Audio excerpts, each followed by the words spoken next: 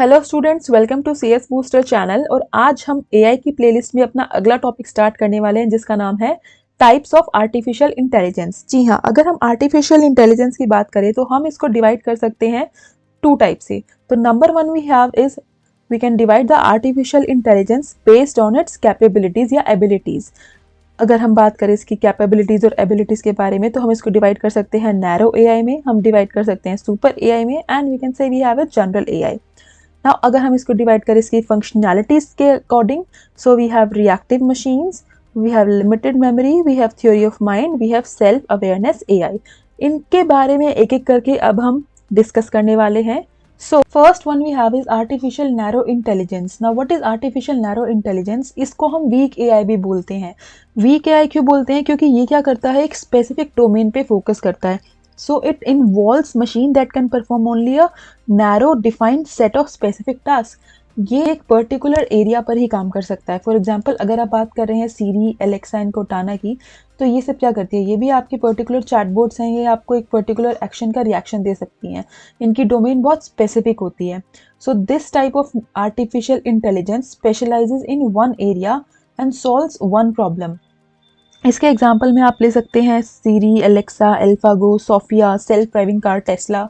ये सभी किसका एग्जाम्पल है? वीक एआई का। और अभी हमने आज तक जितना भी एआई के मशीन्स या एजेंट्स बनाए हैं वो सब इसी के अंदर लाई करते हैं। We are on this, we are creating artificial narrow intelligence the most.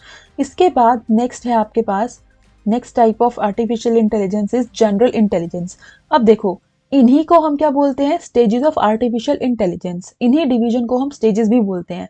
Now second है हमारे पास मशीन इंटेलिजेंस, या फिर आप बोल सकते हैं जनरल इंटेलिजेंस। अभी तक ह्यूमन बींग्स पे नहीं पहुंचा है। अब इसके अंदर क्या होती है?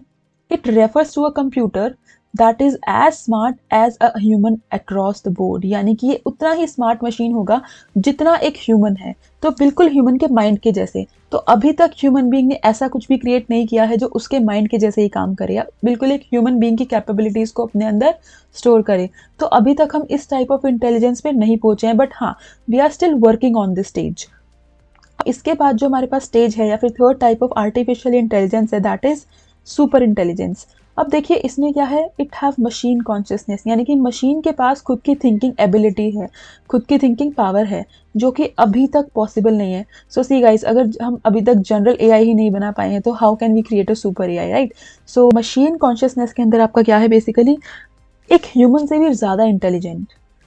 So an intellect that is much smarter than the best human brain in the practically every field। यानी कि एक ह्यूमन बीइंग से भी बहुत ज़्यादा स्मार्ट अगर आप एक मशीन क्रिएट कर सकते हो, then that machine can be called as super intelligence। But अभी तक ऐसा कोई भी मशीन नहीं बना है। We are still on this stage, machine intelligence, और बोल सकते हैं कि हम अभी तक जनरल इंटेलिजेंस के डोमेन में ही लाई कर रहे हैं। तो अगर हम आगे फॉरवर्ड मूव करें तो हमारे पास वीक एआई के बहुत सारे एग्जांपल्स हैं जो आप लोगों ने देखे भी होंगे, जो आप लोगों ने मे बी यूज़ भी करे हो। फॉर एग्जांपल आपके पास है एलेक्सा।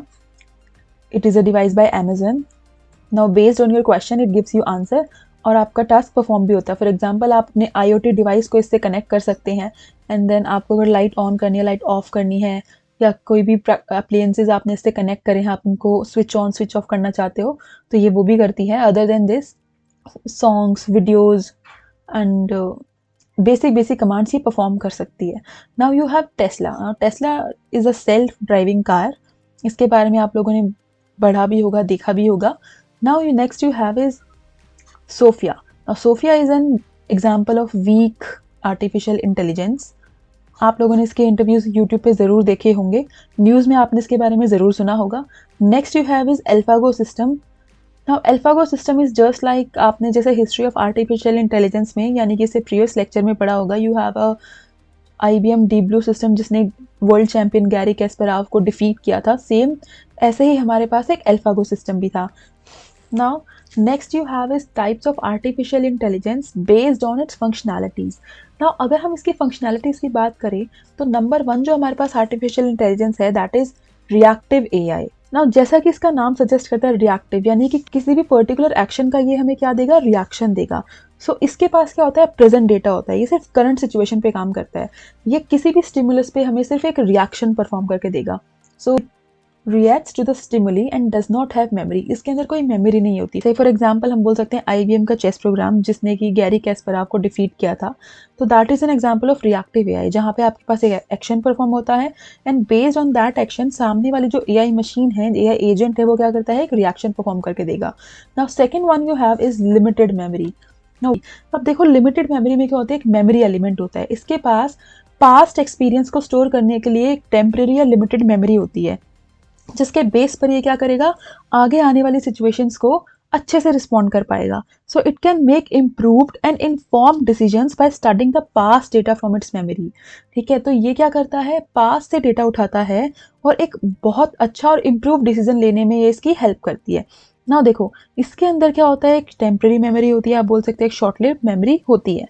अब इसका एग्जांपल देखें तो आपके पास क्या है, you have self driving car Teslas. तो Tesla is an example of limited memory. तभी वो क्या करती है, जिस भी एरिया में आप टेस्ला को ड्राइव कर रहे हो, आपको क्या करना पड़ेगा, उसके अंदर उसका उस एरिया का सारा डेटा स्टोर करना पड़ेगा। उसके अंदर सेंसर्स होंगे जो सेंस करेंगे कि आसपास कोई और मोटर व्हीकल तो नहीं है, सामने रेड लाइट तो नहीं है। तो दीज आर ऑल सेंसर्स, और ये सब किसके अंदर स्टोर होगा, उसके लिमिटेड मेमोरी के अंदर। नाउ नेक्स्ट आपके पास क्या है, you have theory of mind. ना आर्टिफिशियल इंटेलिजेंस के अंदर अगर हम बहुत ज़्यादा एडवांस डोमेन में मूव कर जाए तो वहाँ हमारे पास हमें मिलेगा थ्योरी ऑफ माइंड। अब इसके अंदर क्या है, ability to perceive people's thought, emotions and beliefs. तो एक इंसान, एक ह्यूमन बीइंग कैसे किसी भी चीज़ को समझ पा रहा है, कैसे वो किसी भी चीज़ के साथ डील कर पा रहा है, सोच पा रहा है, उसके बिलीफ सिस्टम क्या है, इन सबको अगर आप एक मशीन के अंदर जनरेट कर सको, डाल सको, एनालाइजेशन की पावर डाल सको, तो वो हमारा आएगा थ्योरी ऑफ माइंड के अंदर। और मज़े की बात यह है कि अभी तक हम यहाँ तक नहीं पहुँचे हैं, क्योंकि ये this type of AI and the self aware AI are a threat to human existence. अभी हम उसके बारे में आगे बिल्कुल जानेंगे। Now third type of AI अभी तक डेवलपमेंट में नहीं है। Now if you talk about self awareness AI, तो इसके अंदर क्या है, it has capacity to be self aware and to think, यानी कि ये सब काम खुद कर सकता है, इसके अंदर कॉन्शियसनेस होती है, ये सेल्फ अवेयर होता है, और ऐसा AI अभी तक एग्जिस्ट नहीं करता है। सो सी गाइज, अभी तक हमारे पास है reactive AI, limited AI, but still अभी तक हमने थ्योरी ऑफ माइंड वाला AI एंड सेल्फ अवेयर AI क्रिएट नहीं किया है। दो researchers are working on this, scientist are working on this, but अभी तक हम किसी नतीजे पर नहीं पहुंचे हैं। तो these are all the types of artificial intelligence based on its functionalities. आगे बढ़े तो रिएक्टिव मशीन्स के एग्जाम्पल में आपके पास आएगा AlphaGo, you have IBM deep blue system, you have limited memory AI जिसके अंदर है आपके पास self driving car Tesla for example. अब देखिए आर्टिफिशियल इंटेलिजेंस आज के टाइम पे जिस भी स्टेज पर है और जिस स्टेज पर हम जाना चाह रहे हैं, उस पर्टिकुलर स्टेज के बारे में Elon Musk, you all know Elon Musk, इन्होंने बोला है with artificial intelligence we are summoning the demon. So it is basically what it is, threat to human existence. Similarly Stephen Hawkings ने भी बोला है that the development of full artificial intelligence could spell an end of the human era। Maybe अगर हम fully developed artificial intelligence machine बना पाए तो शायद ये हमारे ह्यूमन एरा का एंड हो सकता है। So artificial intelligence is basically a big threat to human intelligence, to human race. So it is actually a very big danger. So guys, आज का लेक्चर यहीं ख़त्म होता है। अगर आपको ये लेक्चर समझ आया है, पसंद आया है, तो please like, share, subscribe, comment and इसको ज़्यादा से ज़्यादा शेयर कीजिए। Thank you guys, keep learning, keep growing.